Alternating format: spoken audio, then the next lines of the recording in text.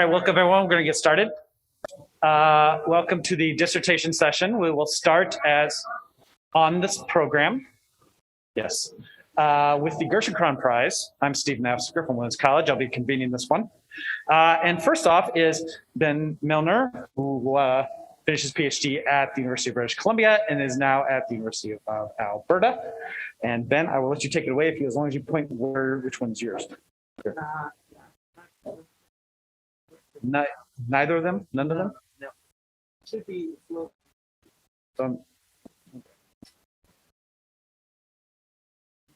We will get there.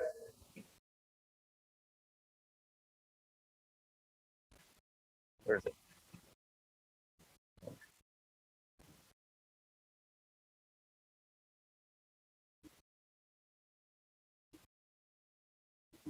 Take it away. I will. All right. Thank you for the introduction. I'm deeply honored to be able to present my dissertation to you all today. It consists of 3 chapters. The 3rd chapter I'm not going to have much time to talk about today, but it examines local economic social outcomes in kingdoms across the United Kingdom just after the First World War, and shows how those outcomes varied based on First World War, fatality rates. But again, I'm not going to focus on that. Today I'm going to focus on the first 2 chapters. Both of these look at important education reforms of late 19th century Britain. And I'm going to use this context to examine how education policy properly targeted can really positively impact really big social outcomes that we care about, like social mobility and insurance against future economic shocks.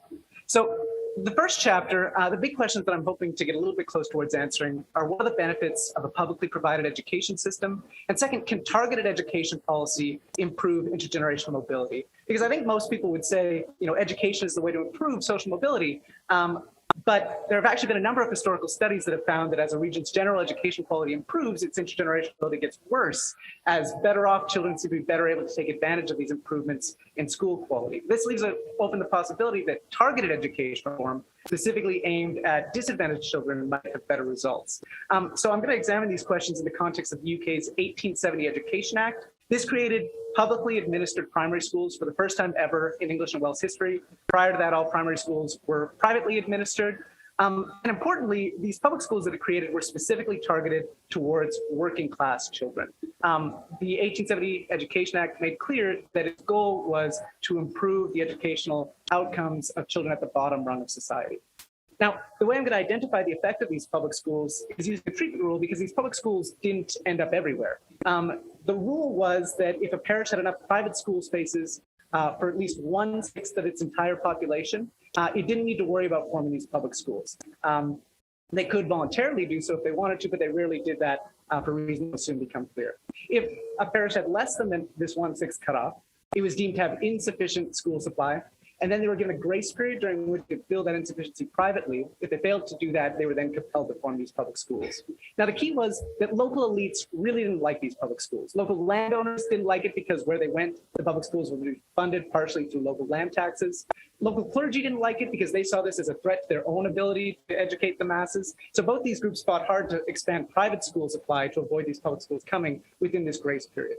And the result is this graph here. Here on the horizontal axis, I bin parishes according to their pre-reform private school supply per capita. And on the vertical axis, I plot the fraction of parishes within each bin that ended up forming public schools. And as you can see to the right of the cutoff, parishes that had sufficient school supply, it didn't really matter how much sufficient school supply they had, they just rarely formed these public schools. To the left of the cutoff, though, the further to the left you get, the more likely a parish was to end up forming one of these public schools. And the reason for that, I argue, is that the further to the left you're getting, the larger the insufficiency in school supply that needed to be filled within the grace period in order to avoid public schools coming, and thus the more costly and difficult it was for local elites to avoid these public schools. So the result is this kink in treatment probability right at this 1/6 cutoff. So the question is there a kink in outcomes there? And so that's what this next graph here is looking at. Now on the horizontal axis, I have the same thing as before, but on the vertical axis now, I have the proportion of men between the ages of 19 and 30 who in 1901 were employed in occupations that made use of literacy. And right at the cutoff, or sorry, I should say this is the age range that I'm picking here. I picked this because this is the exact age range where had a public school come to your parish, you would have been of the correct age to attend it as a child. And to the right of the cutoff now, the further to the right of the cutoff you get, you have perhaps the relationship you'd expect, right? That the more pre-required private school supply you had, the more likely you were to end up in a good human capital intensive occupation in adulthood.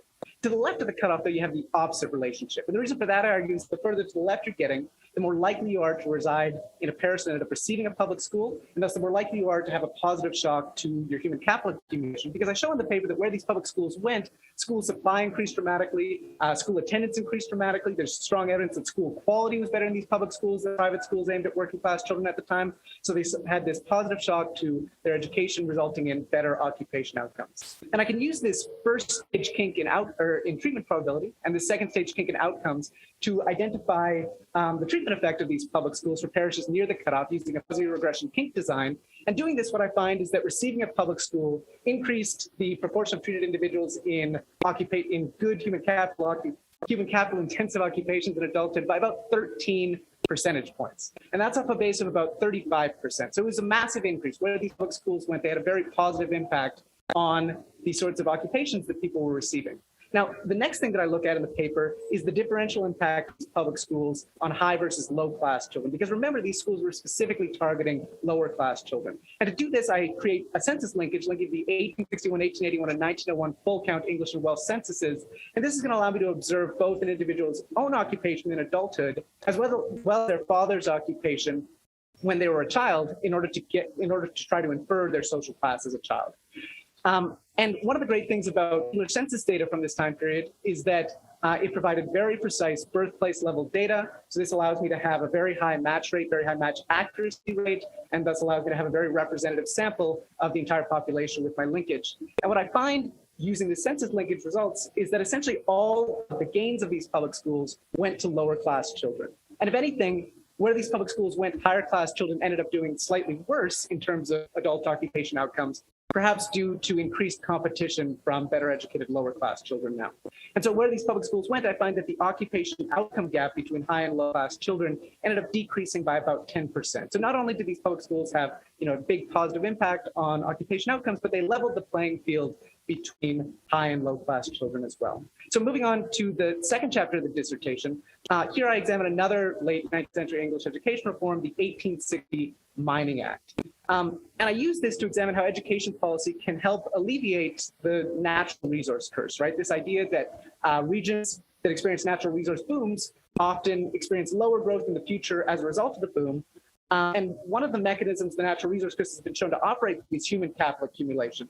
That resource booms bring relatively high-paying occupations that require relatively little education, and this decreases the incentive to acquire human capital among the local population, and thus leaves them vulnerable when future busts end up occurring in the resource sector.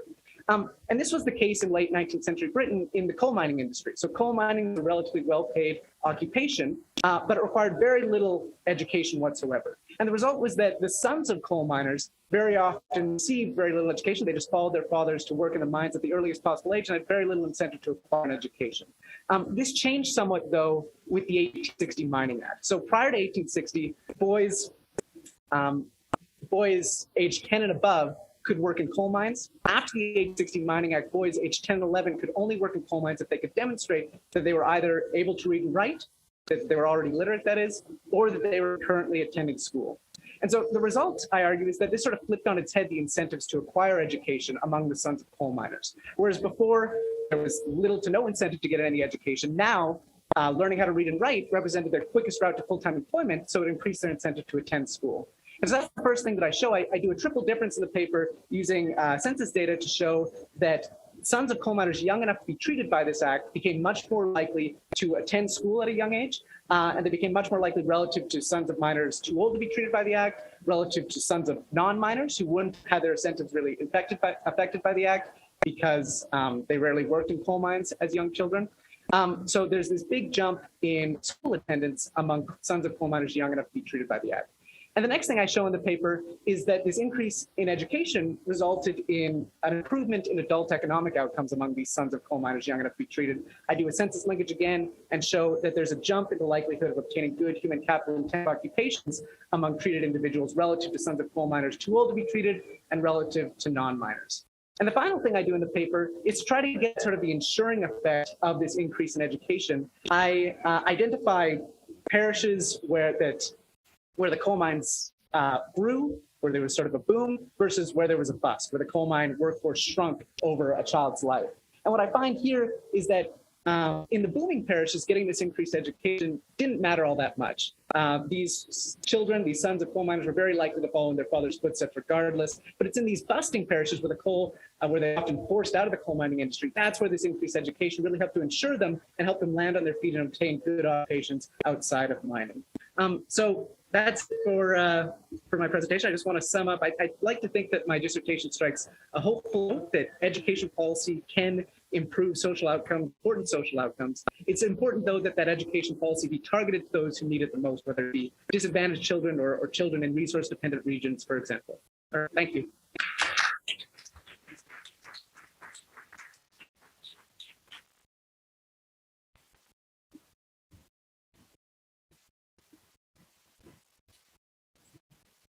All right, next we will have Meredith Picker from the University of Oxford. Can you share the slides? Yes, we will try.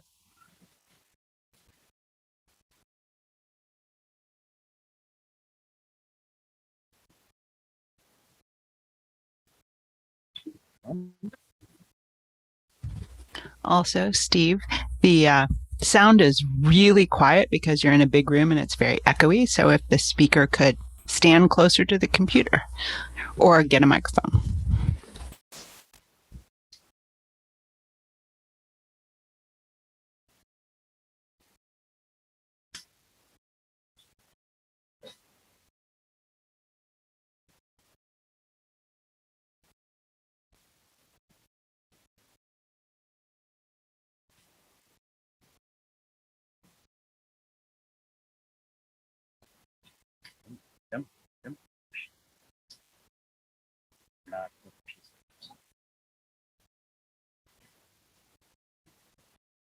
All good, everybody? Zoom-wise? Thank you.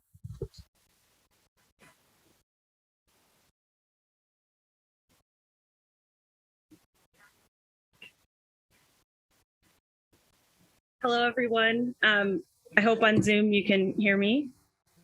I can't see if you can, but hopefully you can. My name is Meredith Baker, and I just want to start by thanking the EHA for giving me the opportunity to share my work. And I'd also like to acknowledge my supervisors, Avner Offer and Kevin O'Rourke, as well as my examiners, Carol Heim and Jane Humphreys. So my dissertation is titled A Problem of Industries and Regions, Unemployment and Structural Change in Britain During the Interwar Years in the 1980s. So what I'm focusing on are the two most significant unemployment episodes in 20th century Britain. So in the interwar period, the unemployment rate reached over 20% in 1921. It remained high throughout the 1920s before then doubling with the Great Depression. In the early 1980s, an oil price shock from the second oil crisis combined with monetarist policies led to a deep recession from 1980 to 1981.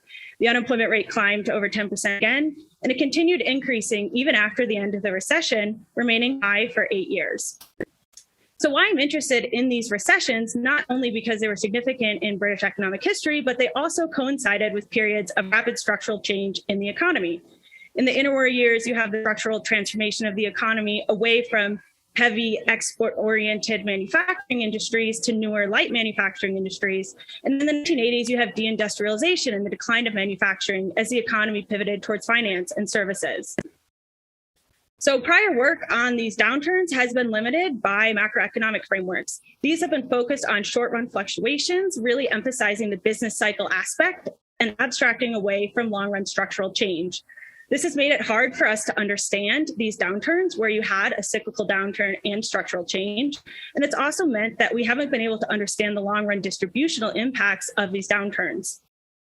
However, to use other approaches, there are also challenges.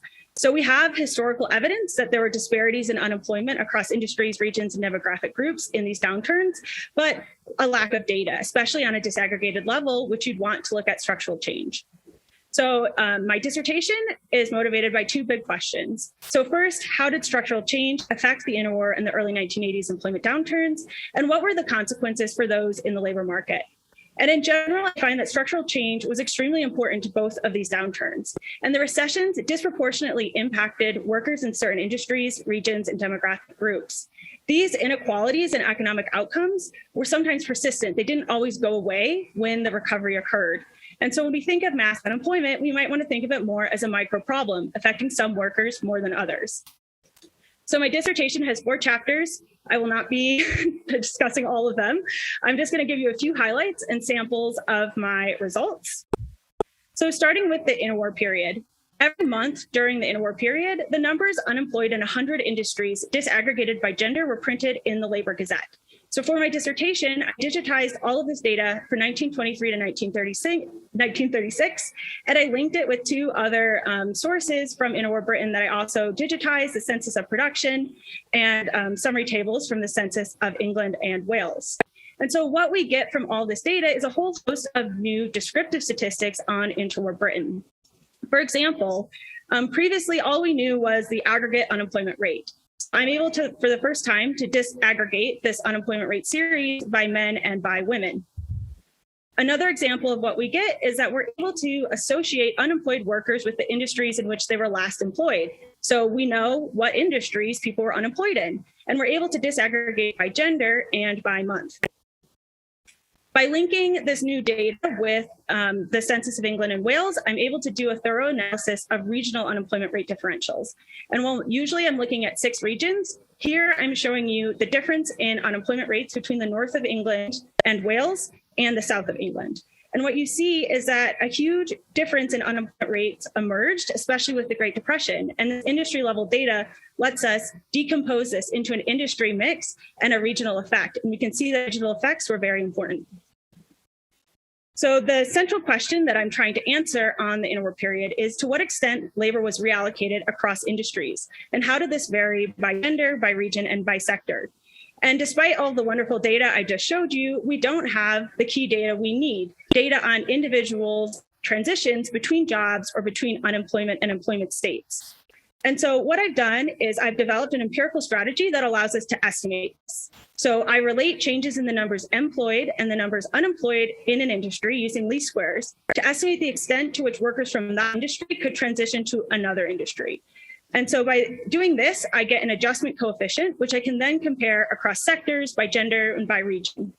Then I link these rigidities to persistent unemployment by estimating Markov transition probabilities from the aggregate data, and I conduct simulation. And as a result, we get estimates of labor market flexibility by industry, gender, and region. So this is an example of the kind of results that I have in this chapter of my dissertation. So the number I've highlighted is the adjustment coefficient estimate for the whole economy during the Great Depression. And if you compare it to the number just above and just below, you'll see that adjustment was lower during the Great Depression than it was in the late 1920s or during the recovery period. Then I'm able to compare things like differences between men and women. And so you can see that in general, women had less adjustment than men. And this was largely driven by a big decrease in the flexibility of the labor market for women during the Great Depression, which you can tell by that number decreasing in size between the 1920s and the 1930s. And so I don't have time to go through all the findings, but to summarize what I find, workers were unequally affected by labor market rigidities. And I find big differences across different groups. So labor markets were more flexible for workers in services and in some types of manufacturing, those in the Southeast and men, and they had a low risk of persistent unemployment. And so for some workers, the economy was a lot more flexible than has been previously thought. For other workers, though, they had a very high risk of persistent unemployment, including textiles and mining, those in the north of England, and women. And the effect of the Great Depression was to increase the differences between these groups, amplifying structural change. And I also do an analysis of the determinants of industry level unemployment rates, finding that structural factors played a significant role. So the central question of the 3rd chapter of my dissertation is focused on the 1980s. Why was the employment recovery so slow? And you may have thought of the 1980s recession as having a very slow employment recovery, but I actually argue that this is the first example of a jobless recovery, connecting it to a burgeoning literature in macroeconomics. And so what you're looking at in this figure is employment growth following the trough of the recession. And what you can see is that for the United States, employment rebounded quickly after the early 1980s recession, whereas for Britain, employment continued contracting and then had a very slow recovery. So the kinds of analysis I do to look at this, specifically, I'm looking at labor reallocation across industries, regional effects, and job polarization. So this is just a shift share analysis. And what you can see is that in Britain, industry mix effects were more important, while in the US, regional shift effects were more important. This is an example of some of my results on polarization. So what you're looking at are occupational deciles, and the polarization result is an increase in the share of employment for the top and the bottom deciles and a decrease in the middle shares. And so you can see this polarization pattern for Britain, but not for the United States at this time. And this is over the entire recession recovery cycle. So what I find from chapter 3 is that structural change was a key driver of the jobless recovery outcome. And so in my final chapter, I ask how this rapid structural change and jobless recovery affected workers. So did this recovery have unequal effects across demographic groups, industries, and regions? And were these effects persistent?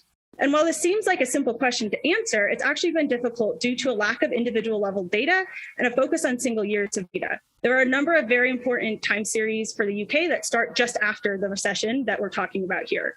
And so what I've done is I've constructed a new data set of the General Household Survey from 1976 to 1987. Then I modeled the probability of employment for workers from different demographic groups, industries, and regions. And I'm interacting the main effect, which is the difference in the probability of employment, with the time trend, because we want to look at how these employment gaps vary over the recession recovery cycle. And so this is a sample of the kind of results that I find in this paper. So what you're looking at is the difference in the probability of employment for non-white and white workers. And this gray band is the recession period. So you can see that with the early 1980s recession, a gap in the probability of employment emerged. And then it didn't recover right at the end of the recession. It actually kept growing and was very deep during this jobless recovery period, and then didn't fully recover with the end of the recession in 1986 and 1987. And so to summarize the results that I find in this section, the early 1980s recession had a disproportionate impact on some workers. In some cases, this was persistent. The employment probability I find to be lower for non-white workers, first-generation immigrants, men, workers in the north of England, Wales, and Scotland, and those in production industries. And the most unequal impacts are often during this jobless recovery period from 1982, rather than in the recession that gets all of the attention. And some of these effects persisted even after the end of the recession recovery cycle, especially for non-white workers. So to summarize what we've learned, for the interwar period, my dissertation provides new econometric evidence for the importance of structural change and an analysis of its possible drivers. I find that rigidities contributed to unemployment from the supply side, but their effects were only concentrated in certain groups. So we shouldn't be thinking of the interwar labor market as sclerotic in aggregate. Structural change also may have had the impact of generating persistent inequalities in labor market outcomes. For the early 1980s, I provide a new jobless recovery analytic framework for this recession, and I link structural change to this jobless recovery outcome. I provide evidence that the early 1980s recession and recovery disproportionately disadvantaged workers who are already marginalized, and that the greatest effects of this disadvantage were during the jobless recovery phase, and that they may have been persistent. And so to summarize a few takeaways, structural change was very important in both of these critical employment downturns in the 20th century. And the impact of structural change and the business cycle caused these recessions to have varied impacts by industry, by gender, by region, and by demographic group. So when we're thinking about these mass unemployment episodes, we shouldn't view them as national problems just requiring a broad solution. They were generating inequalities in economic outcomes, and we need to be concerned if they were disproportionately affecting workers that were already marginalized. And to the extent that these unequal effects were driven by structural factors, they may not have resolved when the economy resolved. And I provide some evidence that they didn't always. And so when I say mass unemployment is more of a micro problem, what I mean is that we need to be doing disaggregated analyses and keep in mind the workers who are left out of or left behind by economic progress. Thank you.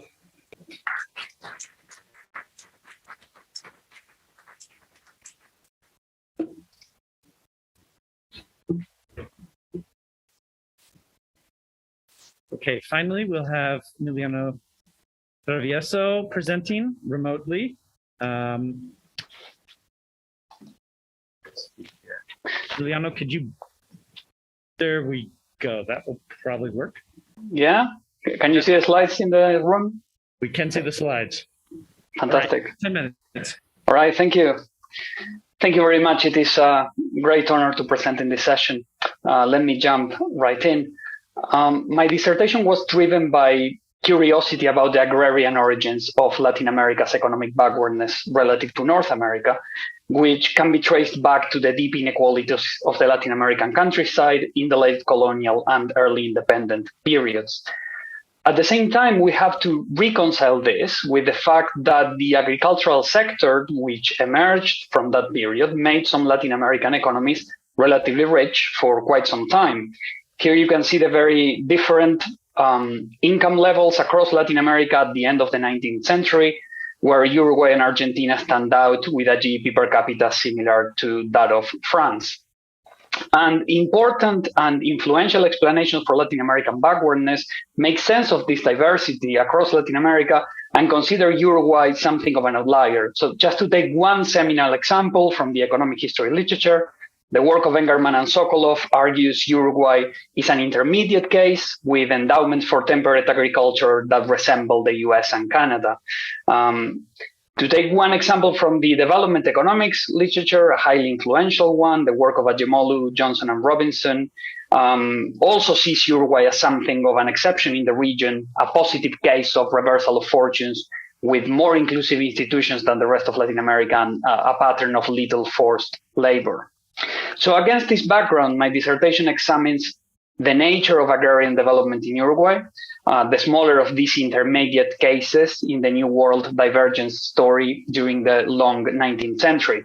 One important question is whether Uruguay's agricultural success can be explained by substantially different agrarian institutions from the rest of Latin America.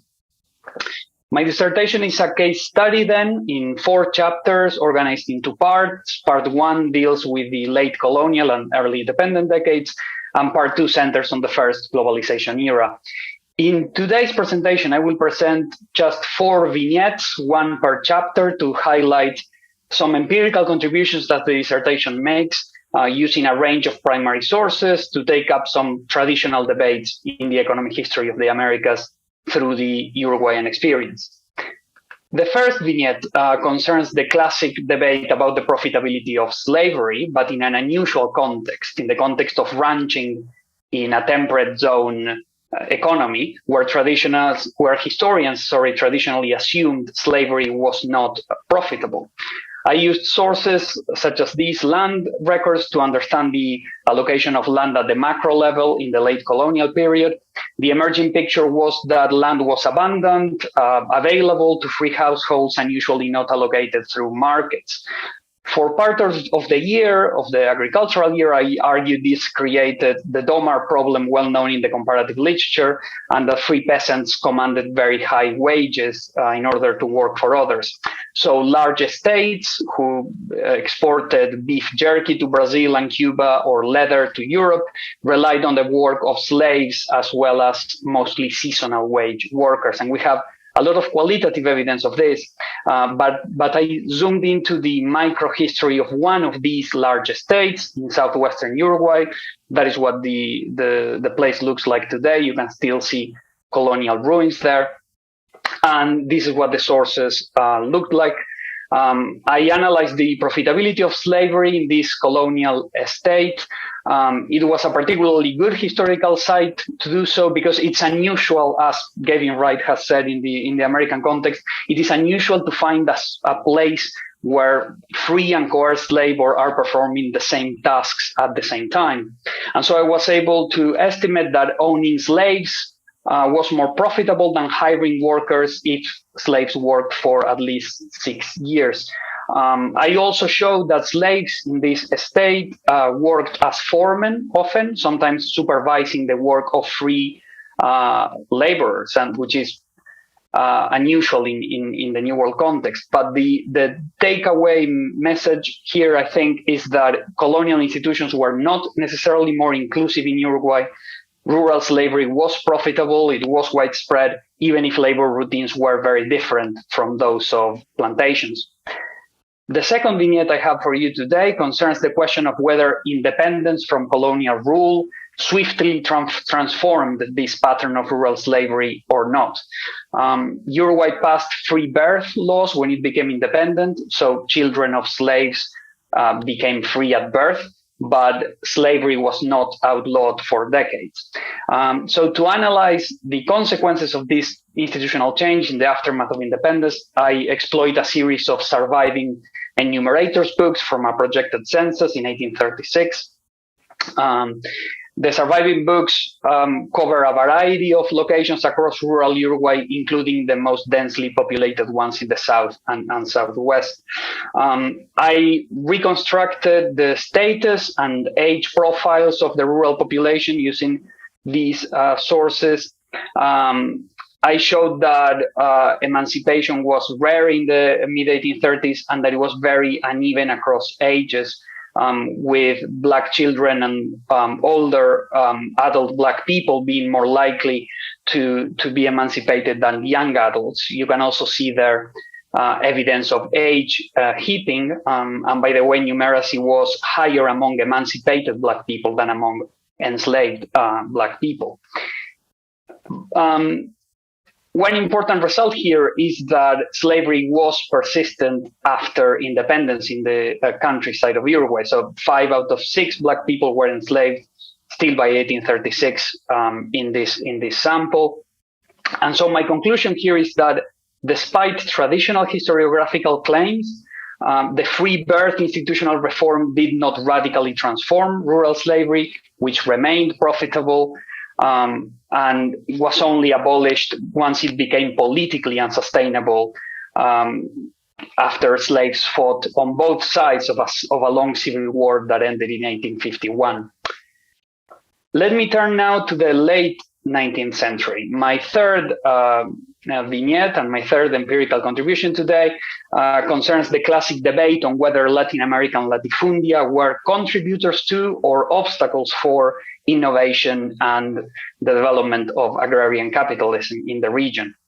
My dependent variable to put those claims to the test is one productivity enhancing innovation that defined Uruguay's rural development. That is the improvement of cattle herds by crossbreeding with foreign animals. Adopting this innovation was central to Uruguay's economy because livestock rearing accounted for 80% of exports, but it was also a very uneven process across the country's geography. All previous scholarship on this question relied on this historical map of Uruguay, the country divided in 19 provinces, and data was aggregated at that level.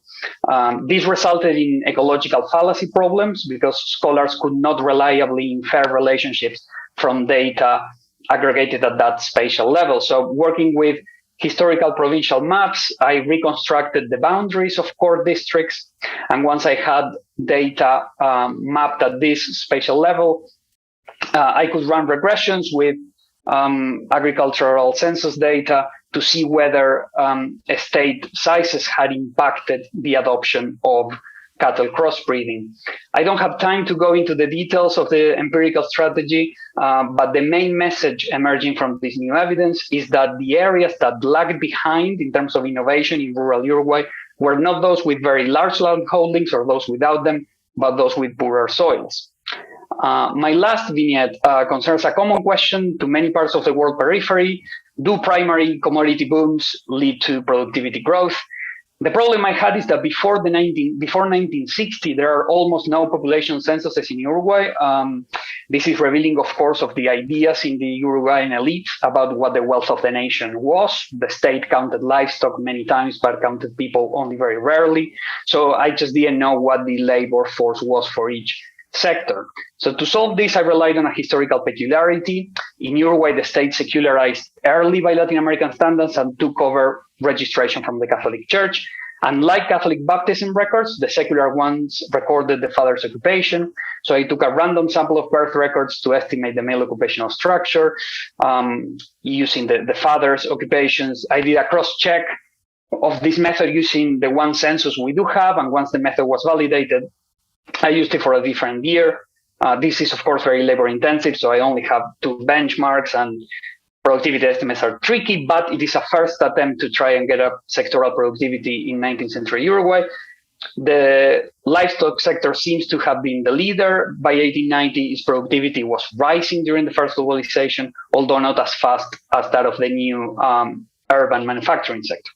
Okay, let me conclude by going back to the initial debates. I think the empirical contributions of the dissertation suggest that the agrarian origins of modern Uruguay included a history of profitable rural slavery, slow emancipation, and widespread latifundia. So I am not convinced that Uruguay's relative leadership was based on its agrarian institutions, but rather on having an efficient livestock sector in a commodity lottery that favored it.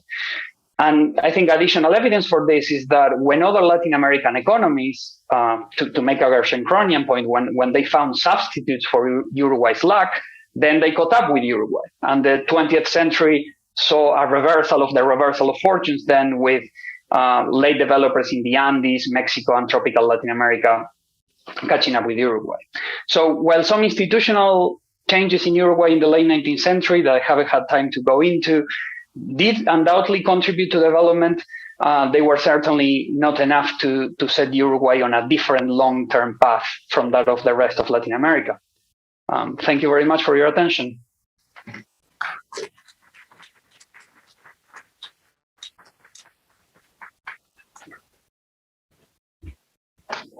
All right, thank you, Emiliano.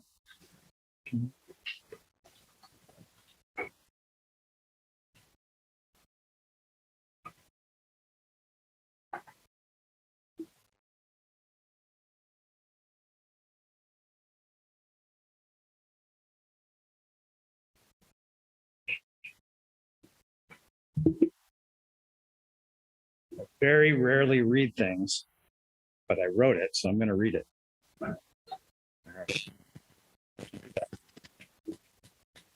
Okay. Hold on one second. I believe I need to share my screen.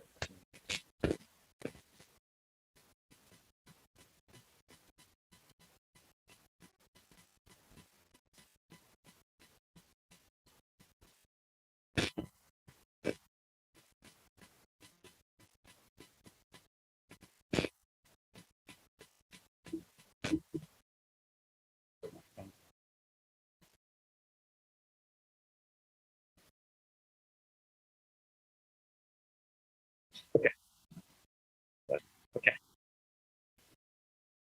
All right, I hope everyone online and here can sort of see everything correctly. Seems good to me. All right. Again, I'm Stephen Nafziger from Williams College, and I'm delighted to convene the 2021 Gerschenkron Prize for the Economic History Association. Presented in memory, I guess I'll put this up too. Presented in memory of the pioneering Russian-American economic historian, Alexander Gerschenkron. This prize is awarded for the best dissertation in non-North American economic history completed in the prior year. Now, aside from his work on Russia and the Soviet Union, of which I'm perhaps overly familiar, Alexander Gerschenkron established much of the lexicon for how we talk about the historical processes of economic development. And while none of the three finalists cite Gerschenkron, their dissertations all exhibit the quality of work that he and his numerous graduate students produced. So I received 22 largely excellent dissertations written in history, political science, economic history, and economics departments in Europe, North America, and South America. Needless to say, it was very instructive and humbling to wade through all of this learning. But before turning to the three finalists in detail, I'd like to pause and note 5 other dissertations that I found particularly strong. Each of these possessed one or more excellent components, whether that was a particularly strong chapter, sort of awe-inspiring data excavation, or theoretical insights or empirical methods that may have wider applicability. The prevalence of such inspiring work, represented by the 3 finalists here and these other dissertations and many of the rest of them, generated by students around the world, really suggests to me that we have much reason for optimism about the future of the field. And before diving into talking about the 3 finalists, I thought it was important to be upfront about attributes that I was particularly and perhaps idiosyncratically considering when whittling all these submissions down to 3 of them. So one was the quality of the writing. Economics papers and dissertations tend to be written to foster boredom. which makes plowing through particularly long ones a profoundly torturous task. Obviously, there are exceptions, and the historians and other historically minded social scientists can and usually do write perfectly readable prose. But perhaps following Deirdre McCloskey's lead, economic historians, and maybe I'm just here on my literally box talking about this, have a duty to act as beacons of high quality writing, including how we present quantitative evidence in figures and tables. Second, I was looking for dissertations that cohered in substantial ways. The stapling of 3 or perhaps even fewer fantastic but unrelated and perhaps non-historical chapters is simply less appealing to me than unified works that possess some sort of clear connective tissue threaded throughout. In this sense, maybe I'm a little biased against the most common structure of dissertations in economics, my own field, but in my defense, this was how I was raised as a graduate student. Third and fourth, I was hoping to be wowed by something in the dissertation and to come away having my views changed in some profound way, or when I knew nothing about the subject, to be thoroughly convinced that something important had shifted along the research frontier. And to be sure that all of the submitted dissertations, all 22 of them, did something along these lines, but these 3 finalists did this and they satisfied my other criteria to a more significant degree.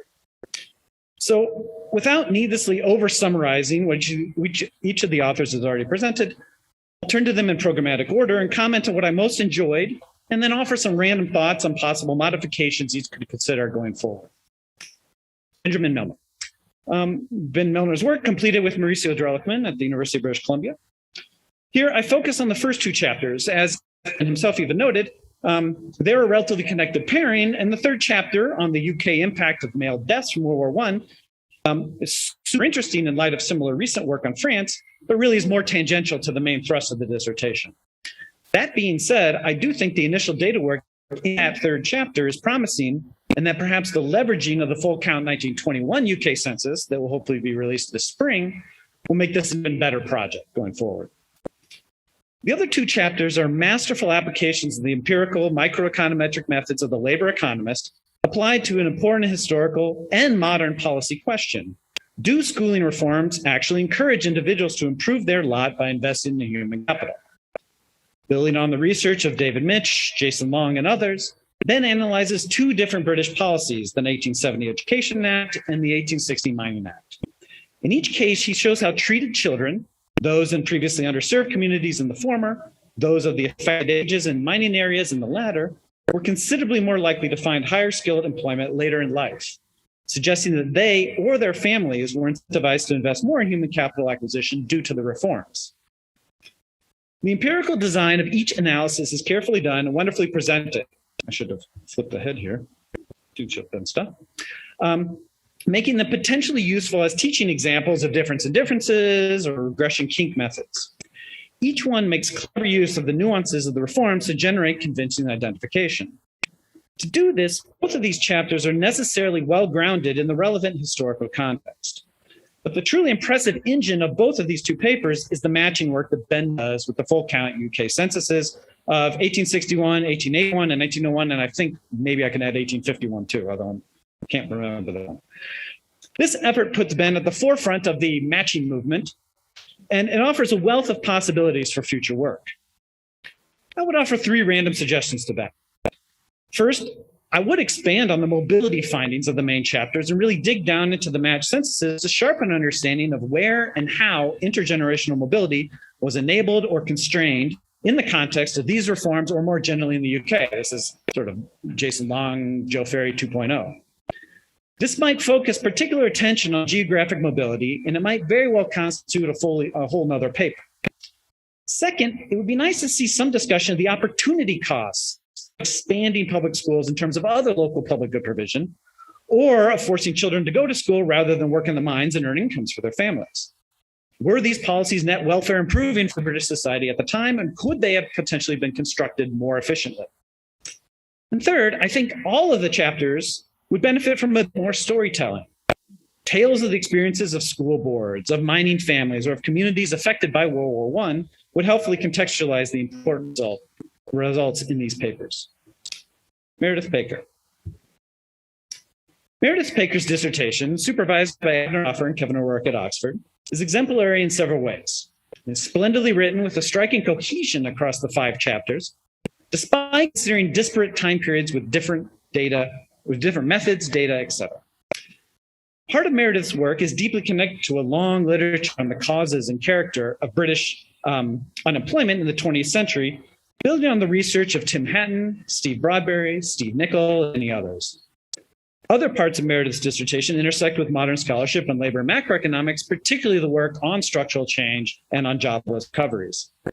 Overall, she argues that in the interwar period in the 1980s, impediments on the sectoral reallocation of labor interacted with cyclical forces to drive much of the regional, temporal, gendered, and, with using the 1980s data, racial and ethnic variation in British unemployment experiences.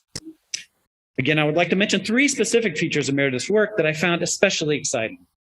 First, economic historians care a lot about the origins of our data, but we tend not to pay enough attention to how the associated concepts and categories of these data can be products of their particular historical moments. As such, we don't really do enough, or at least very much, history of economic thought. In contrast, Meredith's first chapter, which she didn't talk about very much today, comprehensively documents the diverse and changing scholarly views on unemployment in the UK of the 1920s and 30s, from Marshall's neoclassicism to the general theory. This allows her to elegantly motivate her subsequent examination of the interplay of these structural change and business cycle effects on employment in both periods as the outgrowth of this long-running intellectual debate. Second, Meredith's construction of new data sets, both in the 1920s, 30s, and in the 1970s, 80s, is really impressive. From the comprehensive OCR digitization of the Interwar Labor Gazette that we saw a picture of, to the restricted use of the annual survey of hours and earnings, to linking and reworking of the cross-sections of the General Household Survey, the dissertation comes with an enticing menu of new data that bodes well for future work. Third, I really loved Meredith's adoption of the diverse empirical methods, from estimating Markov transition probabilities, to shift-share analyses, to employment regressions. And I found it refreshing to see how good labor economic history can draw on such a breadth of tools. Relatively little of this required bowing down to the identification gods. But I was still convinced, as Meredith built her case for structural constraints on labor market opportunities during the downturns in the war periods in the 1980s, using these varied methods. In terms of suggestions going forward, I also offer 3. First, in addition to the explicitly comparative 3rd chapter, Meredith's research could lean more on comparisons to the rest of Europe, the United States, or elsewhere, regarding, for example, how unemployment was actually conceptualized during these time periods, or with respect to estimated impediments in labor submarkets, like why did women not or see more rigidities or not, in order to bring readers not familiar with the UK debates more on board.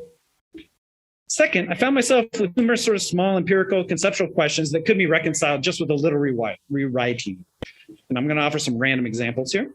For one, in chapter 2, employment adjustment coefficients is sort of offered as this useful conceptual tool, but it would benefit from a little more intuition and a little more underlying theory, I think.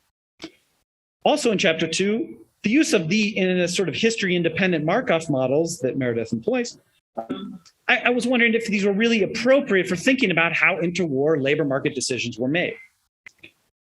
3, several chapters emphasize regional forces underlying unemployment, but I was never quite sure what that represents once industry and perhaps population differences are actually taken into account. What does it mean to be in the north of England?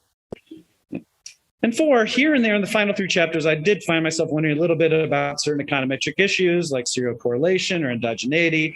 And such issues just need a little more discussion, and I'm sure the referees will make Meredith sweat a little bit as she works to revise these. And finally, and similarly to Ben's work, I would suggest that Meredith incorporate some specific examples of how individuals transition between employment states in the two periods, or not, and perhaps some qualitative journalistic accounts that could provide some context. I suspect that I'm not alone in loving the stories that could underpin such good economic history. And finally, we come to Emiliano Travieso Berrios' dissertation completed at the University of Cambridge under this oversight of Gareth Austin. This is a wonderfully written and deeply researched work. Sorry, I should flip ahead. Deeply researched work that exemplifies the best of interdisciplinary inquiry in our field. Over 5 chapters in this short concluding section, Emiliano makes an old-fashioned but highly convincing play for the value of a national case study, Uruguay over the long 19th century.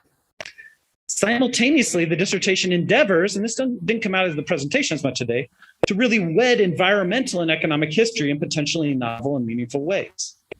In doing all this, Emiliano marshals qualitative and quantitative evidence from archival and previously untapped published sources to really reframe how we should think of Uruguay's fundamentally agrarian evolution from a Spanish colony to one of the richest countries in the world before its eventual relative decline in the 20th century.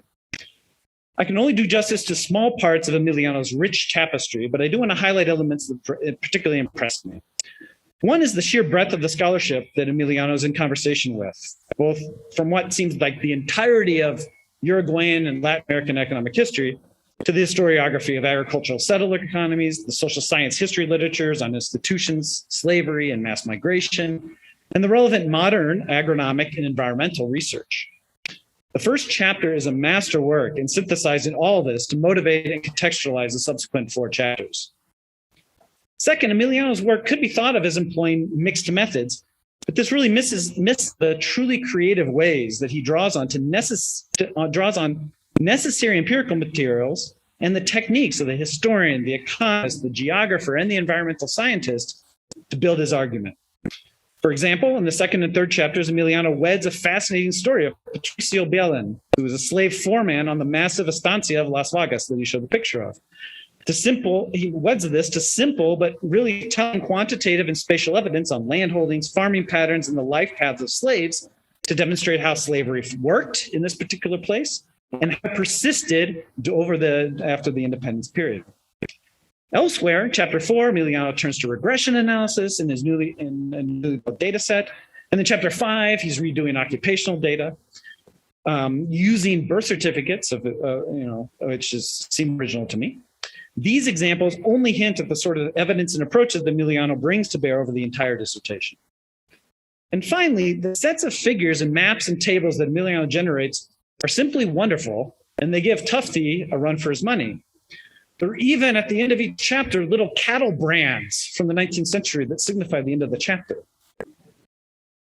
Of course, there were some elements that could be reworked or extended as Emiliano moves forward.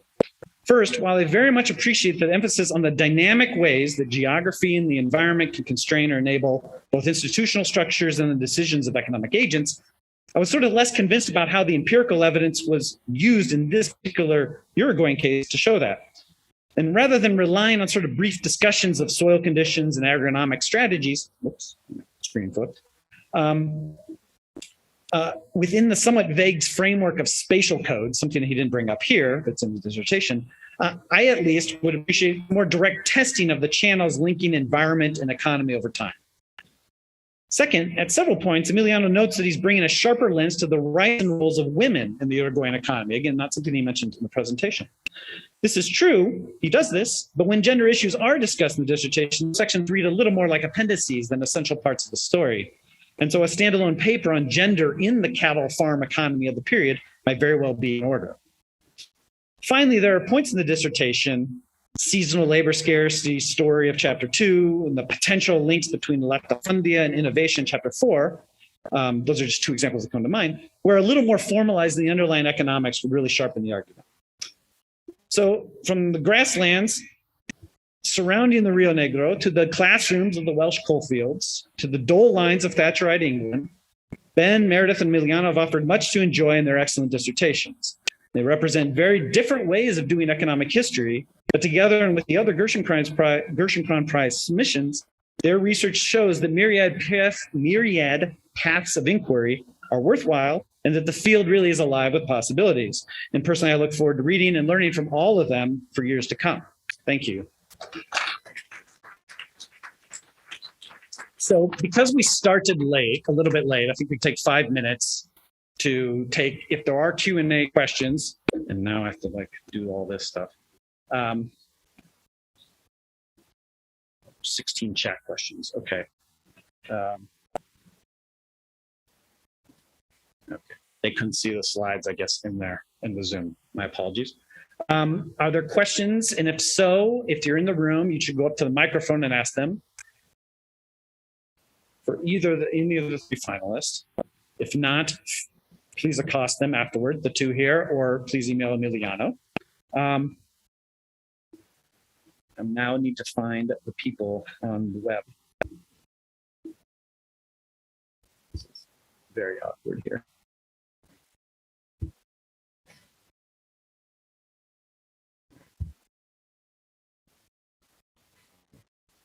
Don't see any hands raised. All right. Well, I think we'll turn it over to the Defense Prize and Marty only. Thank you very much.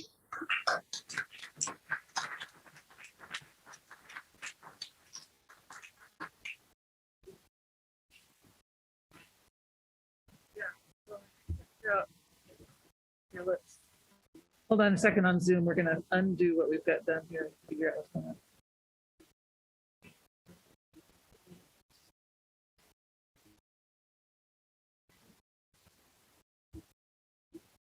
Yeah, let's see if it says Mary Hansen. So where's our AV guy?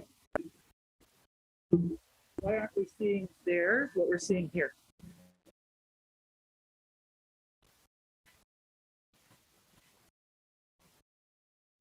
Should be seeing, this should be up there.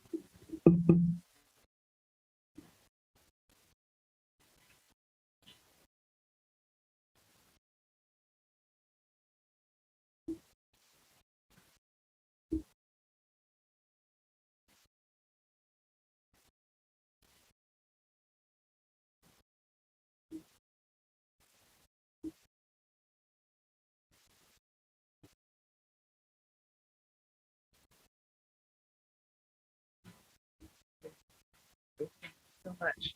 All right. Okay, now I think we're going to be able to do it. All right. And go back to Zoom. And share the screen.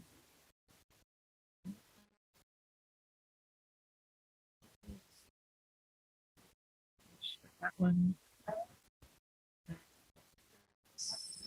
Video panel.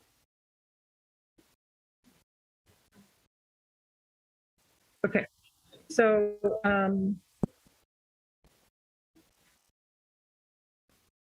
people on Zoom, I assume that you can see where it has Brian's title, and if not, put something in the chat or text somebody because I don't know how to tell them. I'd like to introduce Brian Marine. Brian's dissertation is the economic development of Puerto Rico after United States annexation. His undergraduate degree is from the Ohio State University. He received his PhD from the University of Colorado Boulder in May of 2021. His advisors were Taylor Jaworski and Carol Shu, and he is now employed as an assistant professor at the University of Toronto in the Department of Economics. Brian.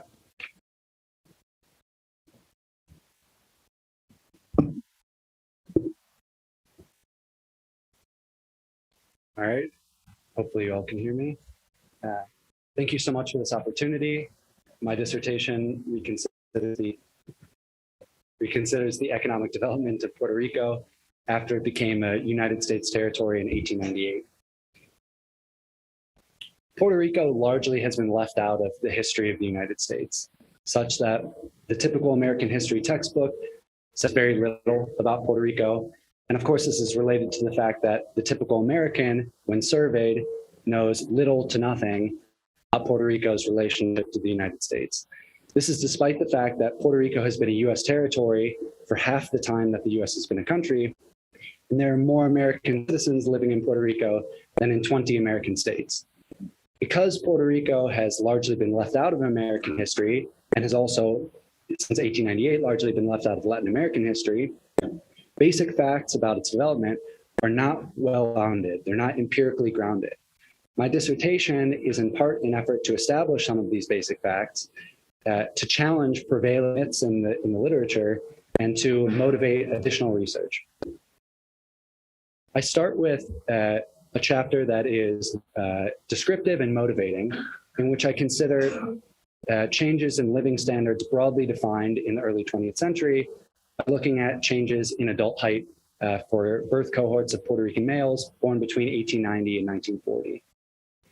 What you're seeing here is that as I look across 3 surveys that are taken over the course of several decades, after controlling for age, you can see a clear increase in height from one survey to the next. This suggests an increase of height of about 4 centimeters or so across these birth cohorts.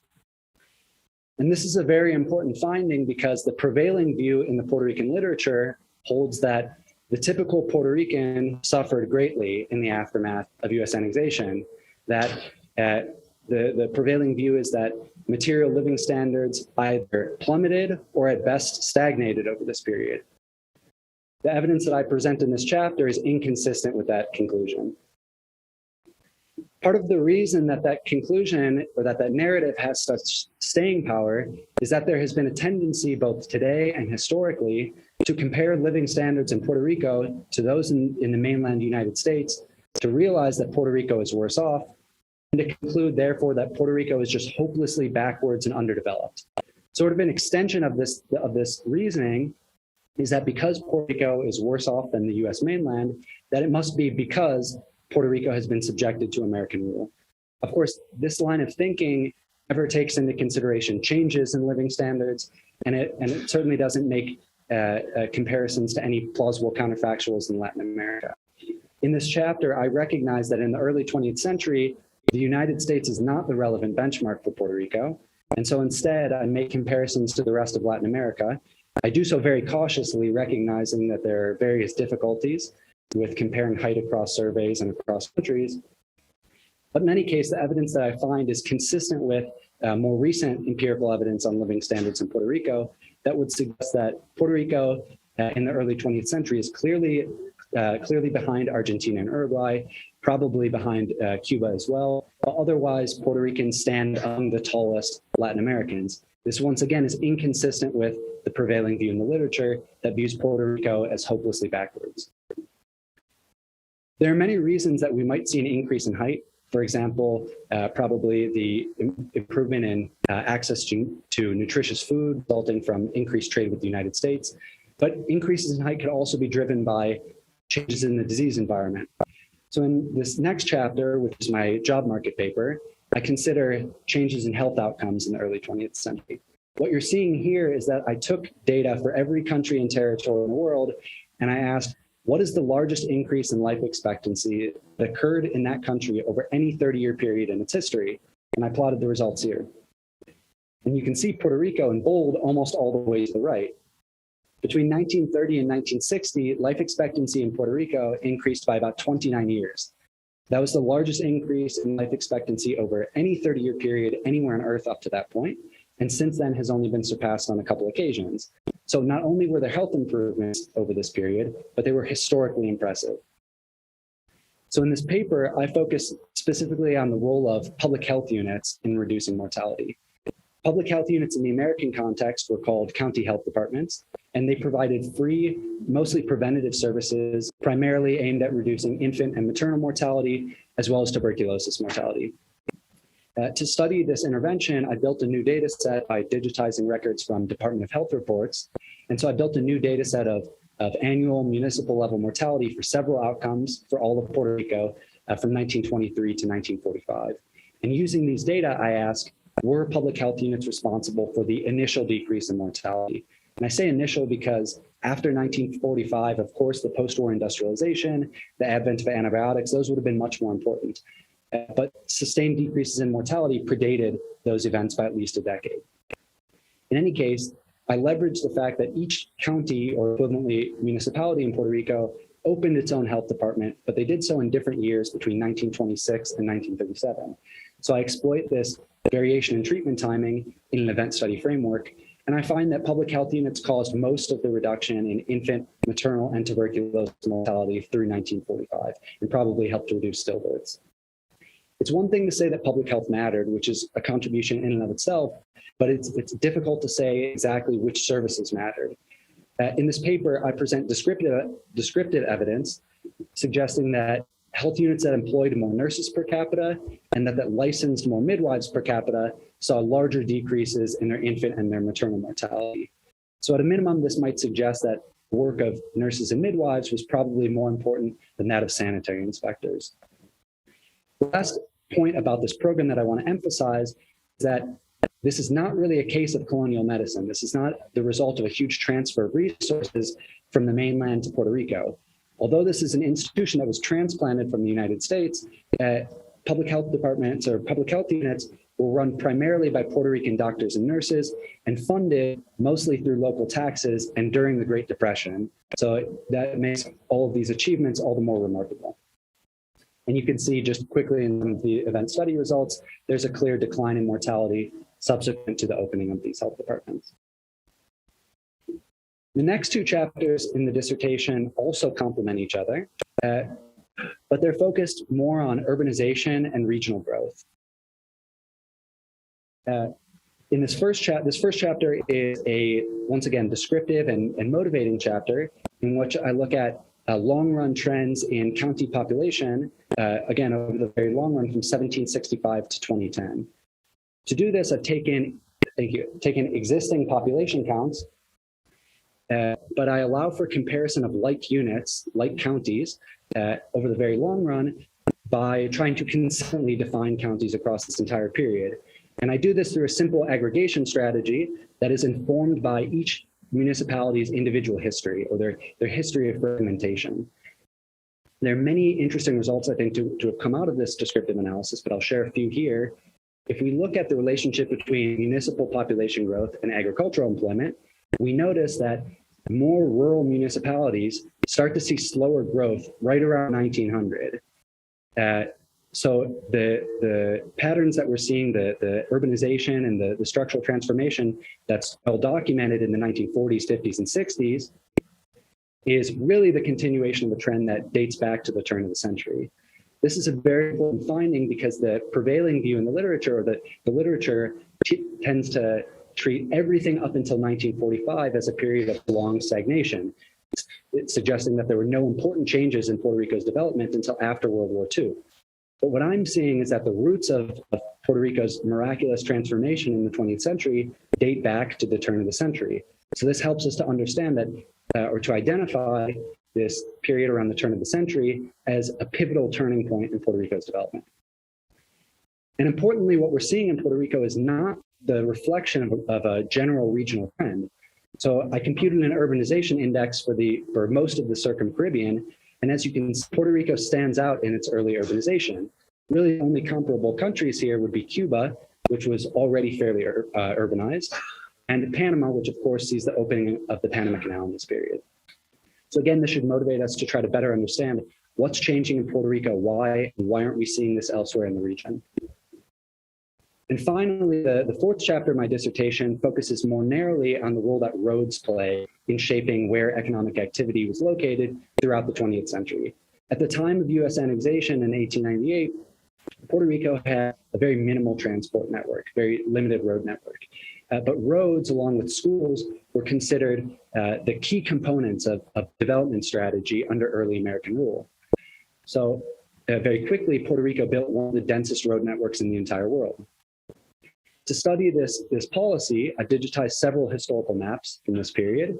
I extract data from these maps, and I combine them with population counts, once again from the census, as well as a number of modern development variables.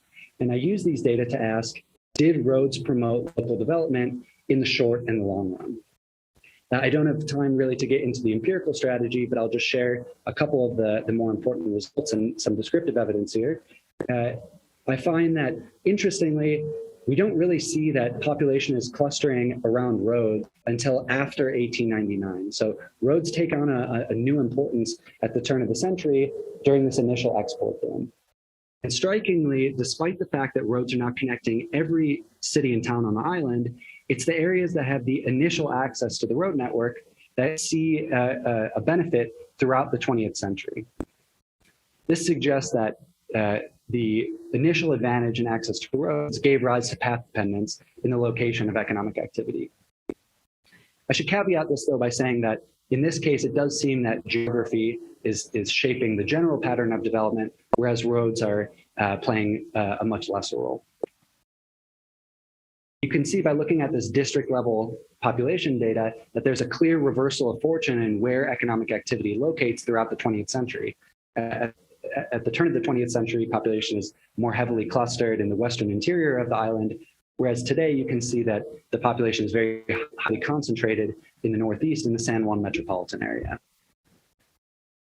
And just as a last bit of sort of descriptive and motivating evidence, you can see that there's a striking correspondence here between the road network as it existed in 1899 and modern development outcomes as seen with satellite data.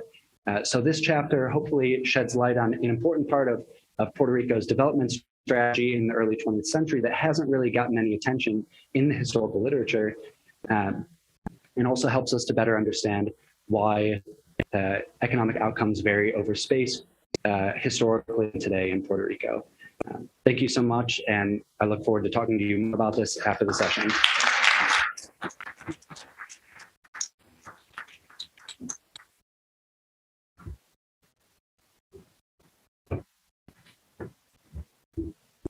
Thank you, Brian. All right, let's see if I can get the slides. So now we want it done. Okay, and for the people on Zoom, I can't see if there's a chat message, but Carol has my text number. So if there's a problem, tell Carol to text me and I'll get the message on my phone. Our next presenter is Tianyi Wong. Tianyi's dissertation is entitled Technology, Media, and Political Change. Tianyi did his undergrad at Colgate University, received his PhD from the University of Pittsburgh in August of 2020. Tianyi's advisor was Werner Troskud, who passed away, as we know, in 2018, after which Tianyi's advisors were Randy Walsh, Allison Schertzer, Hosea Gentella, and Daniel Rees. He's currently on a postdoc at Princeton and will start in the fall as an assistant professor at the economics department at the University of Toronto. We have a theme. Tianyi. Hello, everyone. Thank you all for being here. I'm Tianyi, and today I'm really excited and honored to be here and share with you about my dissertation, which was completed at the University of Pittsburgh. It consists of 3 chapters in which I seek to understand the political and economic impacts of the media and information technologies in historical America. So in chapter 1, I examine the impacts of the electric telegraph on political participation in the mid-19th century USA.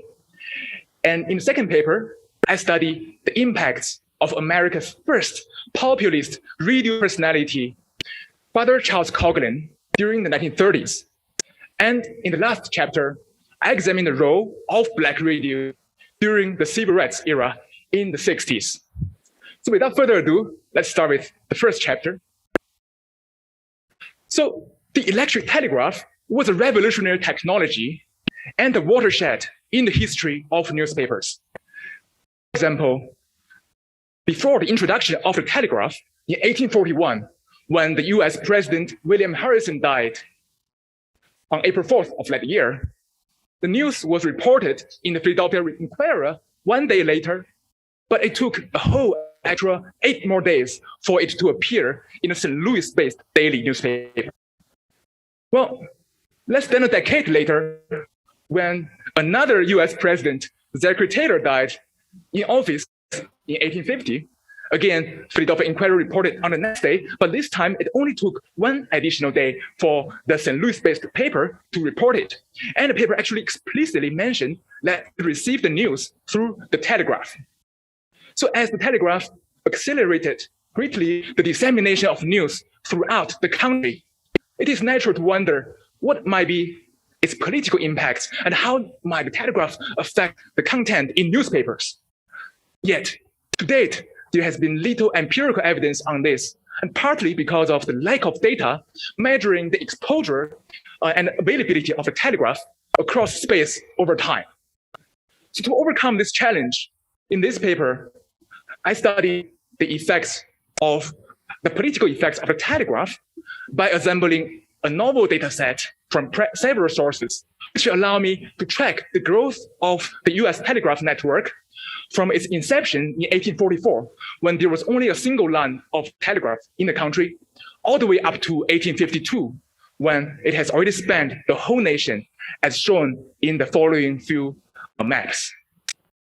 And I also eventually hope to make this data set publicly available. So for my empirical analysis in this chapter, in order to study the effects of the telegraph on political participation, I exploit the rollout of the telegraph network across space over time in a difference framework.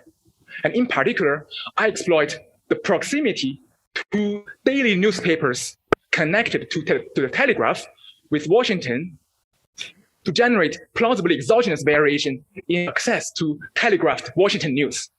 And the idea is that as the telegraph spread to more and more communities in the country, counties that were very far away from the capital, which was also the primary source of political news in those days, they would gain increased access to news from Washington, just as if Washington is effectively becoming closer and closer.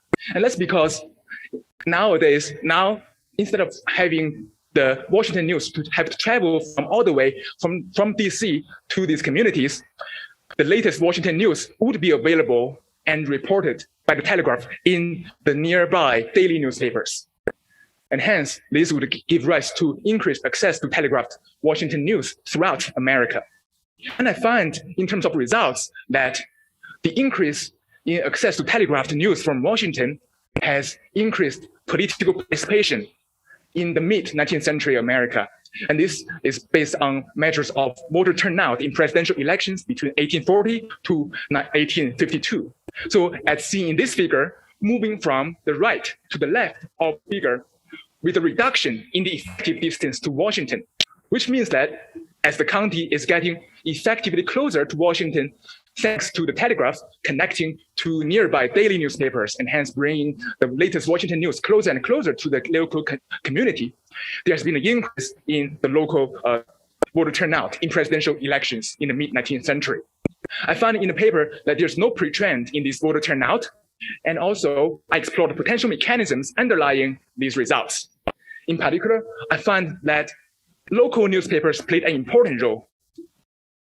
Specifically, through text analysis on close to 100 small-town weekly newspapers that were published in the 1840s, I find that the increase in access to telegraphed Washington news has also led to an increase in national news coverage in these small-town newspapers, as measured by the mentioning of keywords such as Congress, the last names of president, or important national issues of the day, such as slavery. So overall, the results suggest that at a time when almost 90% of the US population still lived in rural areas, as well as in isolated communities, the introduction of the telegraph has made newspapers less parochial, facilitated a national conversation, and increased political participation in the mid-19th century. So while this chapter examines a revolutionary technology in the 19th century, let's fast forward a few decades to the 1930s, when a new technology and media entered the nation, and that was radio. So in chapter 2, I studied the impacts of the first populist radio personality in American history, Father Charles Coughlin. So Father Coughlin was a Catholic priest, and in the 1930s, he had 30 million weekly listeners on the radio, which, by the way, made him the most listened to regular radio speaker in the world during that time. Despite his priesthood, Coughlin was also heavily involved in politics, strongly attacking Roosevelt in the 1936 presidential election, as well as forming a new third political party and running his own candidate to challenge Roosevelt in that year's presidential election in 1936.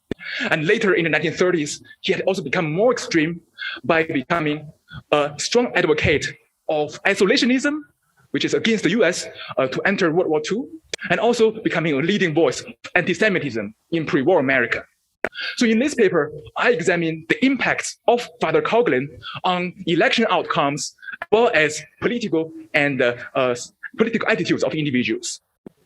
So to study the effect of Father Coughlin, I have collected unique data on his radio stations across the country in the 30s, which allow me to predict the signal strength of his broadcasts across counties as a way to measure the exposure to him, as shown in this figure.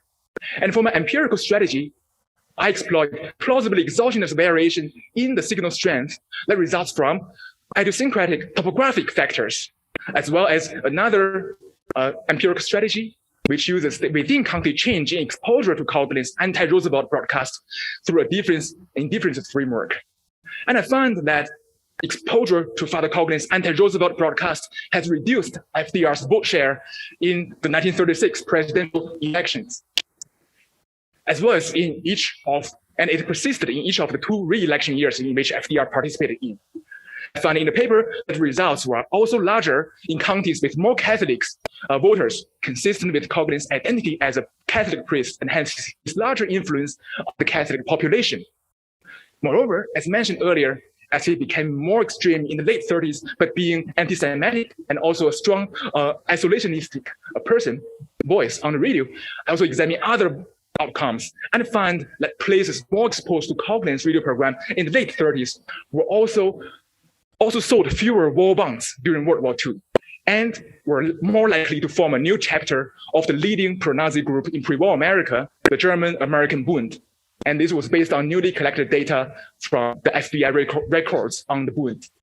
So results suggest that Dr. Coughlin not only influenced the voting, but also potentially lowered the civilian support for the US war effort and increased anti-Semitism in pre-war America.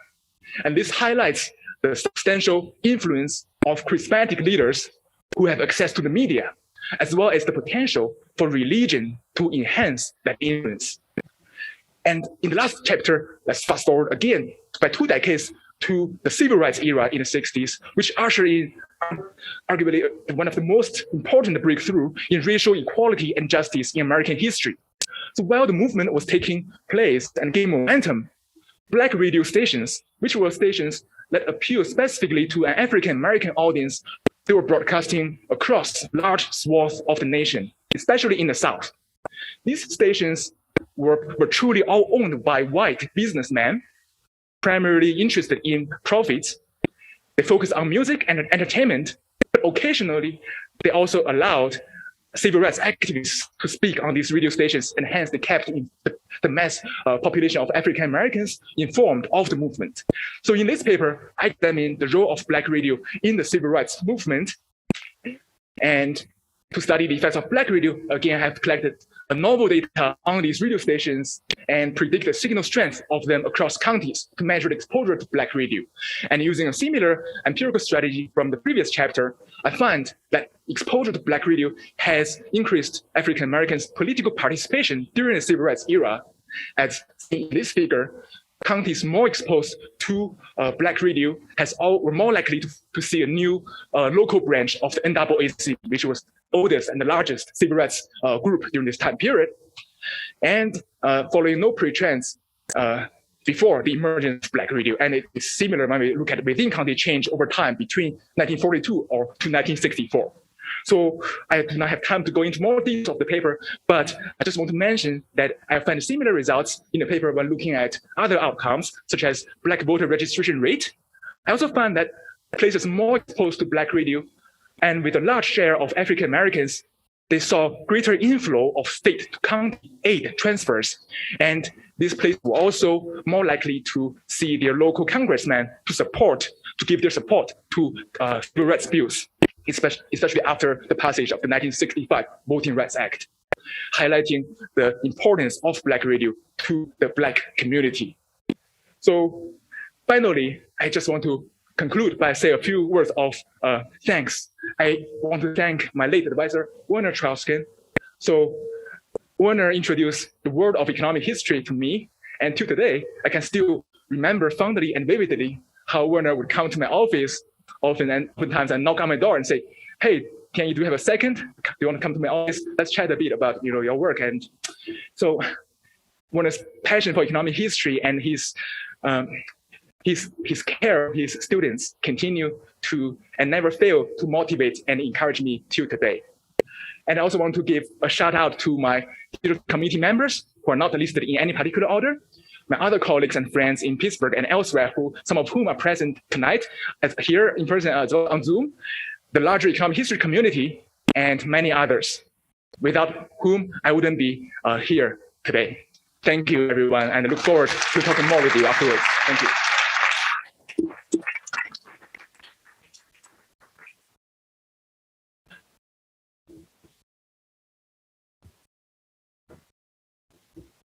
All right. Now let me, I think you did. Good. You stopped sharing the screen. That's perfect. Okay. Our third dissertation will be presented on Zoom. Yilin Zhao is our third presenter today. Yilin, you can go ahead and share your screen. Hopefully that'll work. That'll make me feel better. Just a sec. I realized I have to quit Zoom in order to share my screen again. Give me a sec. Okay. I'm going to do it that way and we'll see what happens. So I think she quit and then she's coming back. Is that what you just said? Well, I'll tell you shit. Yilin's thesis is entitled Essays in Economic History of American Higher Education. She did her undergrad at the University of Iowa and received her PhD from Northwestern University in August of 2020. Her advisors were Joel Melchior, who served as chair, Joe Ferry, and Carola Friedman. She's currently employed at Peking University in Beijing and as an assistant professor. And so it's, I just checked 7 something in the morning there. So we're grateful to her for getting up. Are you back? I don't think she's back. Oh, she said she had to quit Zoom and restart. There you are. Yay. Okay. Sorry. Share my screen. Are you able to share? Do I need to? Who's the host? Oh, good. Are you seeing my screen? Yep. But Okay. make it. It's only. Can you make it full screen? All right. Yay, perfect. Sorry Thank about you. that. Okay. You're up. Okay. Okay. Good afternoon. I am super honored to be recognized and to speak to all of you. Before I start, I would like to throw a few thanks to my committee members at Northwestern, dear Professor Joe Melchior, Professor Carola Friedman, and Joseph Ferry. I would like to thank all the graduate student fellows at Northwestern Economic History Center. I miss you all very dearly.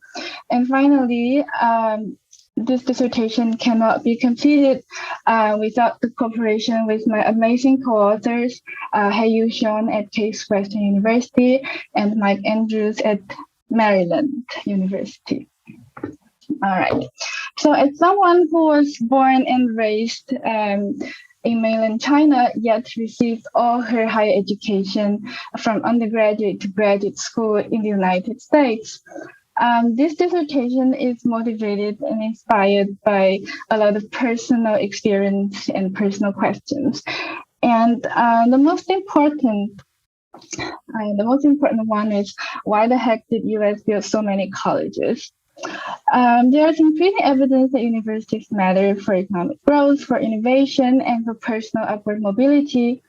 And US has an impressive number of private universities, and it consistently ranked on world's best universities. And it has become a key feature of American exceptionalism. And this started very early in the late 19th century. Okay, so from 1850 on, in the next 40 years, 348 colleges were built, and this was very astonishing in the per capita cases compared to any country in Europe at the time. Okay, so in order to understand why such a sparsely populated country built so many colleges, we began investigating the characteristics of 19th century American colleges. So most of them were private, funded by local interests, and almost all of them have a denominational tie. So here's a trend that we use our data to document. So the number of colleges by founding type. You can see that by 1890, so at the eve of the Second Industrial Revolution, the growth in the number of colleges is driven by the growth in the denominational funded colleges. And the denominations are narrowly defined under the broader Christian umbrella. So the prominent ones are Presbyterian, Methodist, Baptist, Congregationalist, etc. And as they were competing for the social space in the expanding United States, colleges became weapons in a narrow competition between Protestant denominations. So they were worried that if their boys go to a college of a rival denomination, they will be forever lost to the church. So even small denominations were dragged into the frenzy of college establishment. And in this paper, we formally test the hypothesis that denomination competition increased the number of colleges in the US. And we measure denomination competition with a number of alternative measurements, such as the number of denominations in a county and the inverse Herfindahl index of religious market. So in a panel, we show that there's a robust and positive relationship between denomination competition and number of colleges, and we try to control for demand for education, immigrants diversity, as well as lots of urbanization and demographic changes. As we explore the timing of establishment more precisely, we show that there was no pre-trend, and the timing of college increase coincided with the increase in denominational diversity. Here it is measured by above medium denominational fragmentation. Okay. All right, so the second theme of my dissertation concerns gender differences in academic choices. So we know that choosing a college major is a decision under uncertainty, yet it is an important determinant of the gender pay gap, and it sort of subsequently decided your occupation and industry, which accounted for 51% of the existing gender gap. However, we know very little about what drives the gender differences in educational choices. There's piling evidence indicating that it's definitely not math, and increasing evidence suggesting that cultural differences, behavioral factors, as well as differences in female and male priorities drives the differences in their college major choices. Now, another thing about this literature is that it usually focuses on STEM in aggregate. So here what I do is to break down STEM and show you that, in fact, women are actually pretty well represented in math and science. They don't do very well in engineering, which is traditionally linked to building canals and railroads. And women are in particularly doing very well in life sciences, so biological sciences and psychology. So let's just look within STEM. Why are some hardcore technical majors become more populated, more well represented than others? Is there a path-dependent story? Okay. And so the solution or the proposal that I bring forward is that there's a relationship between collegiate home economics and women's entrance into scientific fields. So home economics is arguably relevant today, but it played a very important role in the early 20th century. So this major was developed at the land-grant universities at first as a feminine parallel to agricultural educations, which means that it was coded as an agriculture major by the Department of Agriculture. So it would unlock the same funding, which is the Hatch Act, as Agriculture Department, and made many home ec departments initiated as a department under Agricultural College. So home ec was designed for domestic purposes. So it was to qualify them and discharge the duties as wives of farmers and mechanics. But no matter what is the purpose, they taught them many scientific courses. Okay, and part of the reason was because they just had to complete the same distribution requirement as students, as their male counterpart in agriculture. And since agriculture is an interdisciplinary of biology, the courses typically include chemistry, bacteriology, physiology, and later incorporated psychology. Okay. So what we do is that we instrument the size for agricultural programs for the size of home ec programs. It might sound a bit wacky, but in the paper, we have exclusion restriction test and more explanations of why this makes sense. So here's an anecdote of why home ec serves as a gateway. So she is Rita Kim, and she attended Clark University in order to become a home ec teacher. And through taking home ec courses, she fell in love with chemistry and eventually went on to obtain a PhD in thermochemistry at University of Chicago. And then she joined General Mills before she took important technical positions. So we believe that home ec provided spillover into science, and we formally test this using a College Commissioner survey in 1910. So it's a cross-section survey with 500 something colleges, and we show that the number of women in home ec, so this is IB estimate, the number of women in home ec increases cause an increase in the number of women majoring in science. We do not observe any relationship with female labor force participation rate in that county.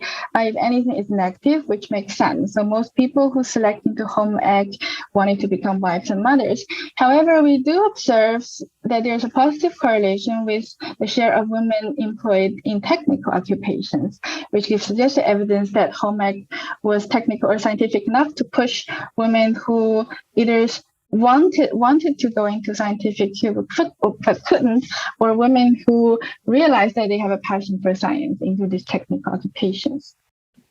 All right, so finally, the third chapter linked very integrally to my second chapter, where I want to look at the gendered rhetoric, the rhetoric surrounding a major, and how the changing rhetoric affects changes in choices. And the case study I looked at was computer science, which is a major that could be affiliated with both engineering and mathematics. So computer science is a strong lineage in mathematics, but over time, is moving its departments into engineering school. So we see that there's decreasing shares of computer science program in arts and sciences and increasing programs in engineering and engineering related programs. So I want to know whether the changes in the just framing computer science as either would affect the percentage of women graduating from this major. So here's an illustrative graph of Clemson University, where its share of women in computer science used to follow the proportion in mathematics. But between this interval, they switched their computer science department, to engineering school, and we see that the share decreased to a level comparable to engineering or electric engineering. So I formally tested this using a panel with university hierarchy and the fraction of women in computer science. And I see that changing the computer science program to engineering would decrease the share of women, the fraction of women graduating from CS by 15%.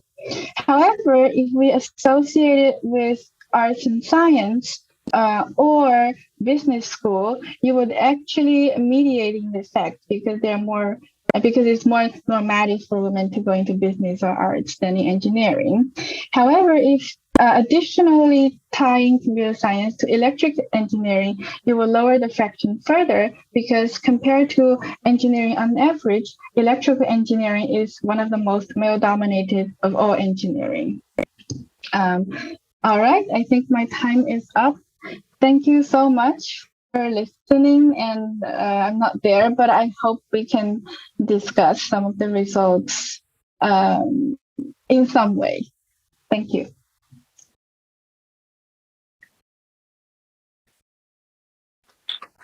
Great. Thank you very much. And now I'm going to, great, you stop sharing. And I'm going to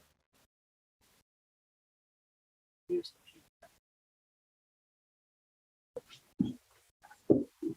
really using PowerPoint is what's messing up the Zoom. So let me switch over to my PDF version.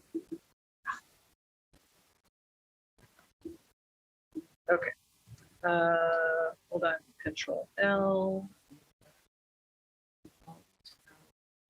Zoom. Share my screen. That one. Share. Nope, that's not what I want to share. No, hold on. Share my screen. There. Okay, awesome. Yeah. Hi. Good afternoon. I'm Martha Olney from the University of California at Berkeley, and I'd like to welcome you to the Nevins half of the dissertation session. Steve and I coordinated not at all. We talked for about 24 seconds this morning at breakfast, and yet he stole most everything I have to say. So I hope you benefit from repetition. I received only 8 dissertations to consider for the Nevins panel. Nevertheless, it was a difficult decision to narrow it down to just 3. I realized,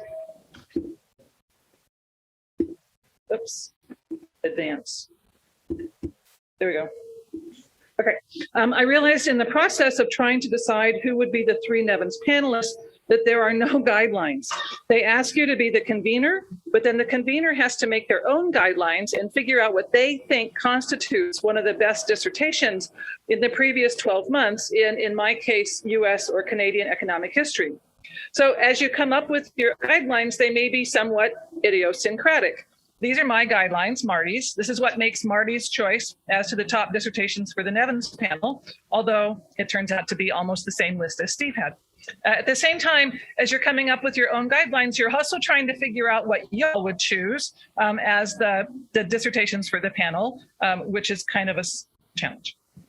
So before I comment on each of the 3 dissertations, let me tell you what my guidelines were in deciding who would be the panelists today. I know that lots of us listen at this point, both as advisors and as graduate students, we listen to this piece to try to get a sense of what is it that lands someone on the dissertation panel. So first, I was looking for a dissertation and not simply a job market paper. I wanted it to be cohesive. I wanted there to be more than 1 paper, preferably at least 3, since 3 seems to be the norm. And I wanted them to be cohesive, not just 3 essays in economic history. I wanted it to be economic history.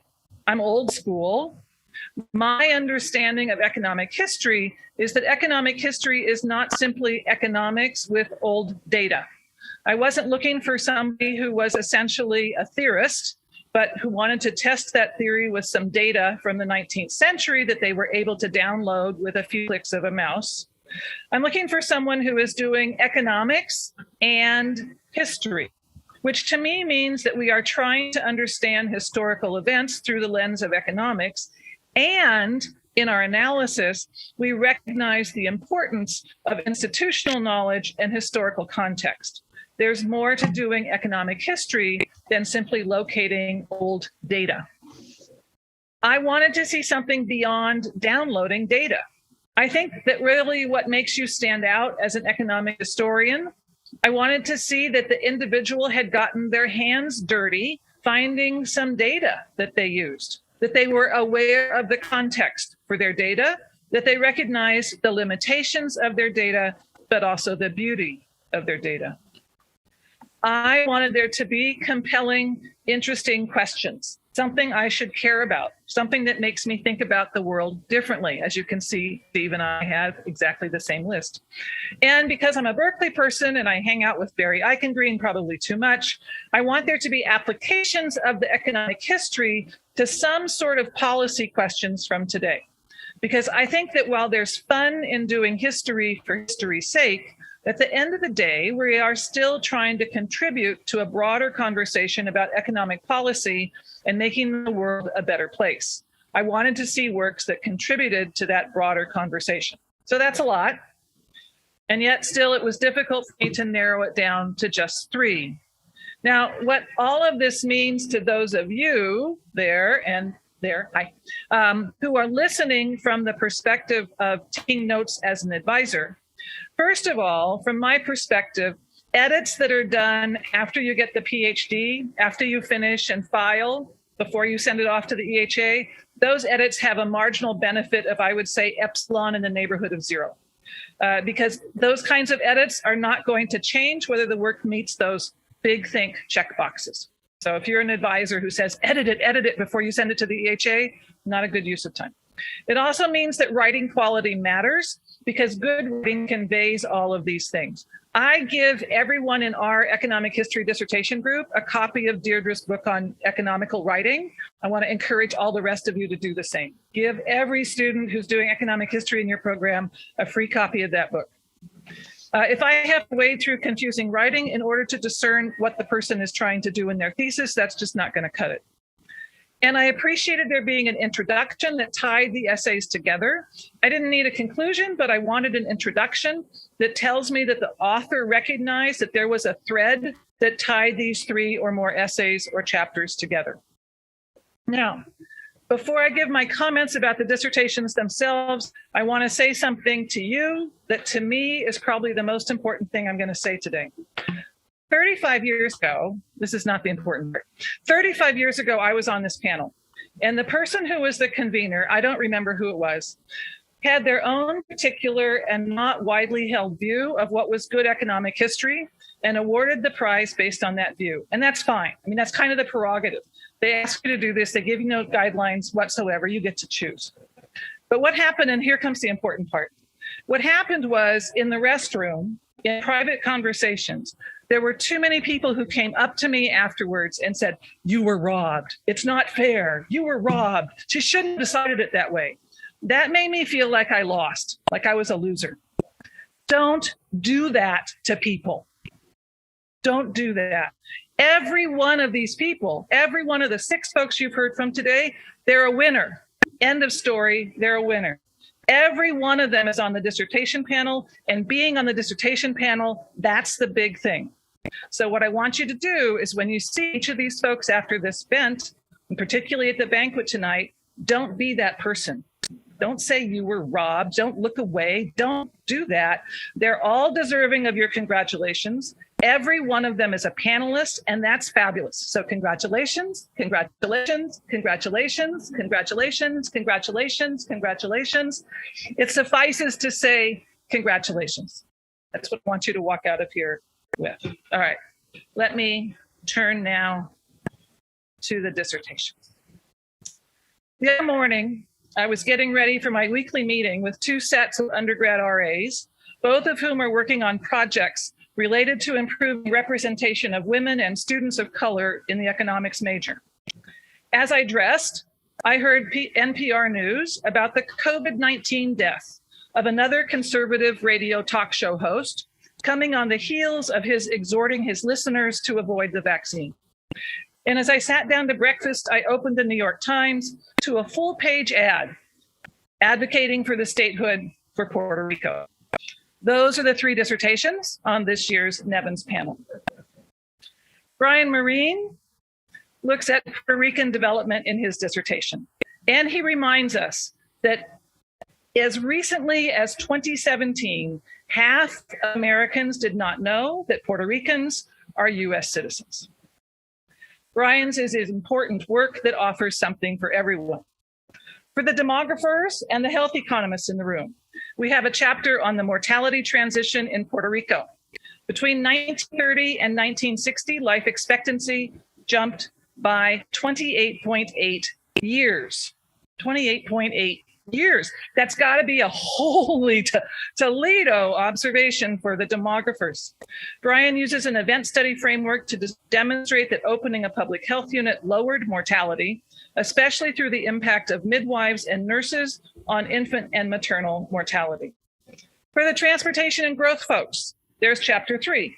Did the U.S. funded expansion of the road network in Puerto Rico post 1899, which connected all the cities and towns on the island with good roads, did that impact the location of economic activity and the geographic distribution of income? Nah, not really. I was reminded of the map of the trading networks of the indigenous people in what's now the United States. That map pretty much predicts the location of the 1955 interstate highway system. Similarly, in Puerto Rico, the old Spanish roads tell us the location of much of Puerto Rico's 20th century economic activity. For our urban economists in the room, Brian offers chapter 4. What was the spatial pattern of population growth by municipalities from 1765 to 2010? His findings refute the existing literature. The turning point for economic development and urbanization was not after World War II, but at the beginning of the 20th century. And finally, for our Heights folks, I don't know where Steckel is. For our Heights folks, Brian re-examines the anthropometric evidence for Puerto Rican men. Between 1890 and 1940, average male heights increased 4.2 centimeters. That's not wearing socks instead of not wearing socks, which was always my objection to Weiss's work about Civil War. That's not just standing taller, which all of us get measured at the doctors once you reach a certain female age, can make you taller. 4.2 centimeters, that's substantial. That's like real height. Brian notes in his conclusions that again, his conclusion about the source of the height growth contradicts the existing literature. There's a tremendous amount of work here with deep dives into original sources, newly digitized data, and more. My one suggestion is for the results that contradict the existing literature, I think you want to lay out very clearly why and where the contradictions come from. One thought is you could take a Romer type approach and use your new data with their existing methodology, and find out what conclusions you come to, use their old data with your methodology, and find out what conclusions you come to. All right, next. In many settings, we make decisions based on information we have or that we think we have. Some of us come up with hunches, we call them expectations, about the inflation rate based on this and that. We participate in the political process based on information we have about the state of our world and the candidates. We make shopping decisions based on prices or what we expect the weather to be or our job prospects. All of these expectations and decisions are influenced by all manner of information, some of it true, some of it fake, some of it biased by one or another definition. Tianyi Wong steps into this arena with 3 historical papers. The first is about the influence of national news on whether and how one votes in presidential elections. Now, in today's world, national news is available to everyone, although we do have flavors. We have the Fox flavor and the MSNBC flavor and so on. Tianyi looks at the 1850s when the telegraph was available but not ubiquitous. The telegraph, Tianyi argues, was the purveyor of national as opposed to local news. Using newly digitized data on the precise geographic areas of growth of the telegraph network, Tianyi finds that people who lived in counties with more telegraph access were more likely to participate in presidential but not congressional elections, which are often held at different times. The second paper looks at the impact of the 1930s equivalent of Rush Limbaugh. Father Coughlin was a popular radio personality who became virulently anti-Roosevelt as well as anti-Semitic and a fascist sympathizer. By the 1930s, ownership of radios was common, financed oftentimes with consumer credit. But Coughlin's broadcast was carried by only 33 stations. Using topography as an identification strategy, Tianyi finds that the counties that had access to Coughlin's broadcast were less likely to vote for FDR in the 1936 election and also exhibited several long-term effects. The third paper mirrors the second in methodology, but in a different era by looking at the effect of access to Black radio on increasing Black voter registration and on the presence of NAACP chapters. These are 3 strong and well-written essays that ask new questions using newly digitized data. I do think more historical work would really flesh out the work. For instance, on the first paper, the effect, that was the Telegraph one, the effect, while statistically significant, is small. A decrease in the effective distance of 100 miles increased turnout by 1.2 percentage points, or less than 2% relative to the mean. I would have liked to see more discussion of the oomph of the estimated effect. Thank you, Deirdre, for that word. In the 1850s, a distance of 100 miles was a long distance, and so more historical work would help us to understand the means by which information traveled and whether a distance of 100 miles is truly a reasonable yardstick. Similarly, I think historical work that helps us understand the mechanism by which listening to Coughlin alters people's behavior would enhance that work as well.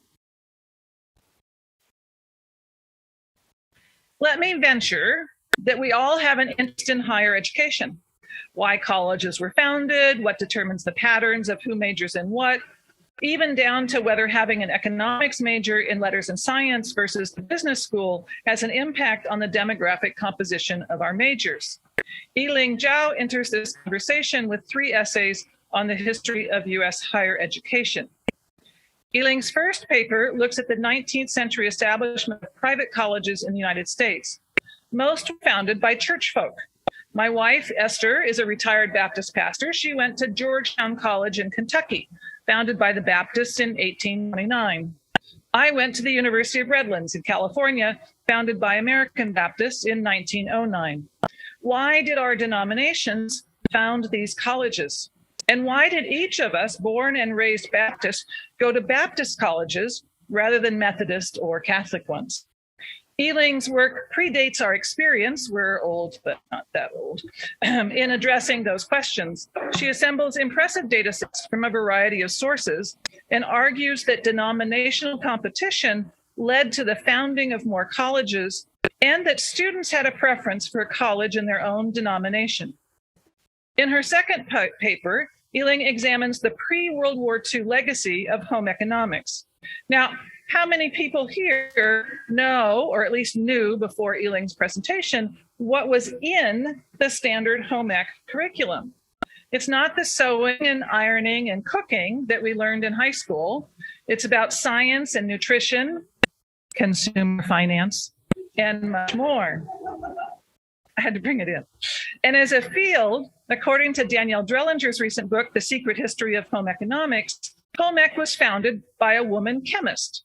Home ec departments became that place where colleges put women who were interested in the applications of science to real people and families in the same way that social welfare departments became the pre-World War II home to women interested in the applications of economics to real people and families. Yiling asks, does having a home ec department subsequently boost the representation of women in the life sciences? In essence, do the daughters of the home ec majors find their way back to real science? Yes, they do. The third paper shows that moving computer science, CS, into the College of Engineering from letters and science decreases the share of women in the CS major. The parallels to the question of women's enrollment in the economics major and whether it's in a business school or LNS are quite clear. Again, these are 3 strong papers that use new data to ask interesting questions. I'd like to see more work with primary sources. What did the founders say about founding their college? Why establish a Baptist college if a Methodist one already existed? How did the conflict over slave owning that led to the fracture of many of these denominations in the 1840s and the 1850s impact their actions? And on the legacy of home ec, how does race come into play? Home ec majors were found disproportionately in land-grant colleges, and with the 1890 Morrill Act, most states had a land-grant college specific to Black students. So in conclusion, here's what I'm supposed to say, both of us. The state of the profession is strong. That's like the script that we say, but it's true.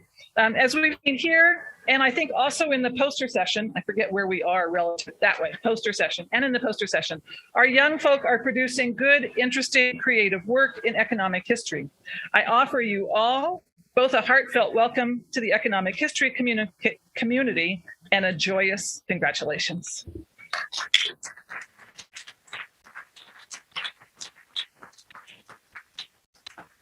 All right, now, I have no idea what time it is. We are over time, as always. And so let me go to gallery view and let me open the chat. And good, those are all old comments. So we have time if anybody wants to ask a question of any of the 6 panelists. We can take time for 1 or 2 questions, and then what happens next? And then we go out, we grab coffee, we take it outside to drink it, and then we come back here for the presidential address, which starts at 5:15. David, you have to come up to the mic there.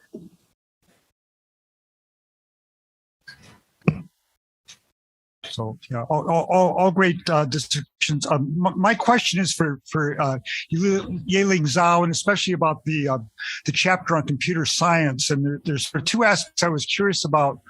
One is, you may be familiar with Richard Freeman's study going back in the early 70s about how engineers were very responsive to, basically they followed cobweb horn hog cycles in terms of being responsive to salaries and deciding whether to enter engineering versus other fields.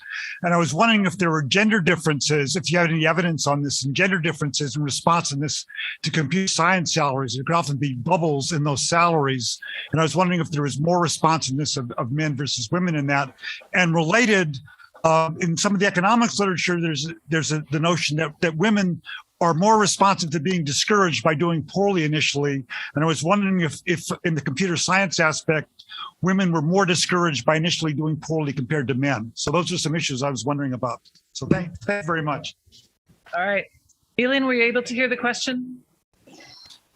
Yes, but I wasn't able to answer all of them. Because, okay, so there's another paper by someone, I believe she graduated from Michigan, and her conclusion was that women did poorly in computer science, and that's why they didn't continue with this major. So if you're interested in seeing data with computer science grades, I guess that's the way to go.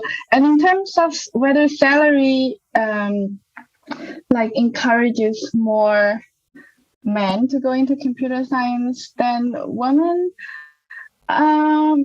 maybe, but it doesn't contradict with my story, I believe.